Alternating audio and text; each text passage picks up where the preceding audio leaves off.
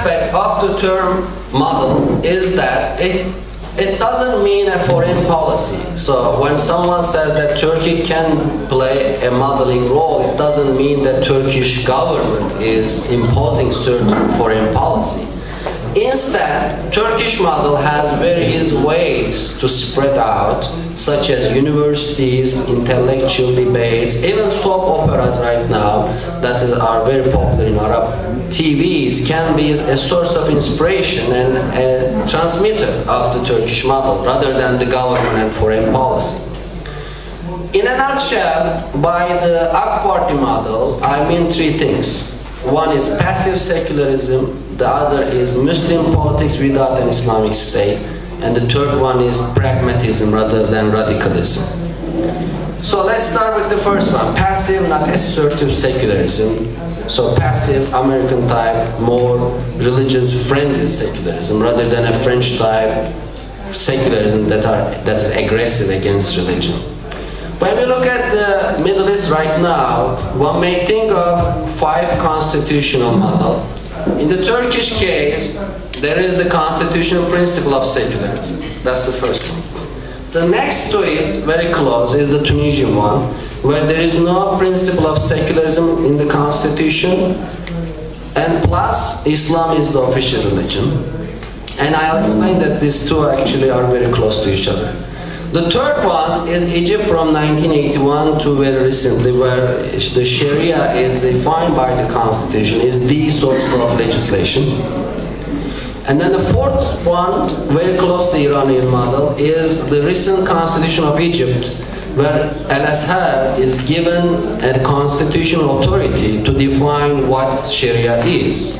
And then the fifth one, the opposite of the Turkish one, is the Iranian model, where the ulama has an authority to monopolize what Sharia is. So therefore, the Turkish model secular state, then Tunisian model secularism is not constitution referred and Islam is official religion. Then the third is Egypt, and some other countries where Sharia is constitutionally mentioned, but in a vague way, without any role for the ulama. Then the fourth one, the new Egyptian constitution, where a body of ulama, Al-Azhar, is defined as a source of interpretation of Sharia with no hegemony. And the last and the most opposite to the Turkish one is the Iranian model, where the ulama has a hegemony to monopolize the meaning of Sharia and has institutions to impose it. So, the argument here is that in the Turkish model, yes, there is Islamic political activism, but the Sharia is not mentioned in the constitution. Then some Muslims may say, okay, this is not satisfactory for us because we are Muslim. We want to express our values or principles in politics. The AK Party, led by Tayyip Erdogan, doesn't disagree. They are Muslim, and 70% of Turks are practicing Muslims. They are praying at least once a week, going to Friday prayer. And over 45% of Turks are praying 5 times a day. So very religious society we are talking about. But the understanding of politics is Muslim politics according to our party, but without having an Islamic state. So what does it mean? In the Turkish model, the reflection of Muslim values principles is bottom-up.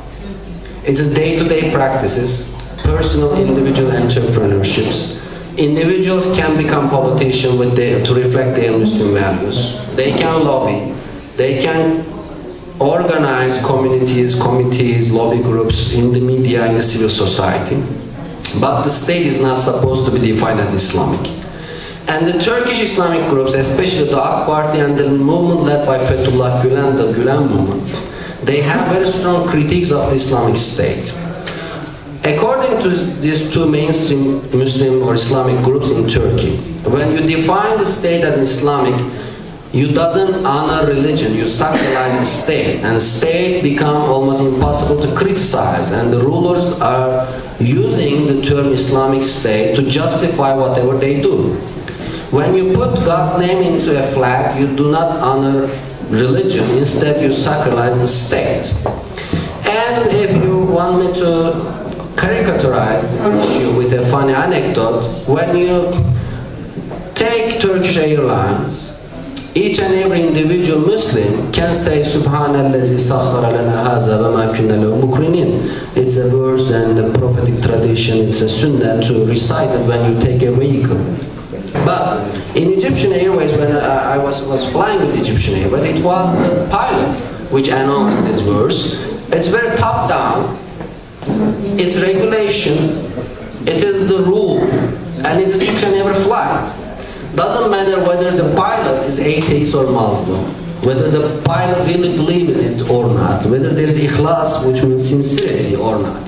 So, in a nutshell, this is a difference between the Turkish model bottom-up Muslim politics. Individuals reflect with no regulation, no state imposition. And on the other hand, we have a top-down state imposition, regulation. Even if the individuals are atheists, they are supposed to follow because that's what the state asks them to do. Okay, so that's what I mean by Muslim politics without an Islamic state in the Turkish experience. The third pillar is pragmatism, which means that rather than a radical change, radical reform, AK Party and the Gulen movement in Turkey really believe in a gradual change, so pragmatism and some step-by-step transformation. And when AK Party defined itself as a conservative democratic party, it published a booklet where they refer to British philosophers like Michael Oakeshott and Edmund Burke about the importance of gradual change, and specifically mentioned that the party is against any radical views, either French rationalism or Jacobinism or Islamism or even liberalism in that sense, that some ideas produced by some rational individuals and try to impose the life. But the AK Party pragmatism is the opposite, that life should produce something. So you should not learn how to cook by reading a cookbook. Instead, you should learn how to cook by doing it. So this pragmatism is very important for the party to reach out other groups, to secularists, to leftists, to Christians, and increase its share of vote. So the vote share of the party increased from 34% to 47%, and now it is 50%. So in the bipartisan American system, in a two-party system, it is normal to have 50%, but in a Turkish system where there are over 15 parties, and 7 parties was once part of the government, 50% is extremely high vote. And how did they do that? By pragmatism, by reaching out. Even the Armenian bishop, Armenian archbishop in Turkey asked the Armenian Christian to vote for the AK Party.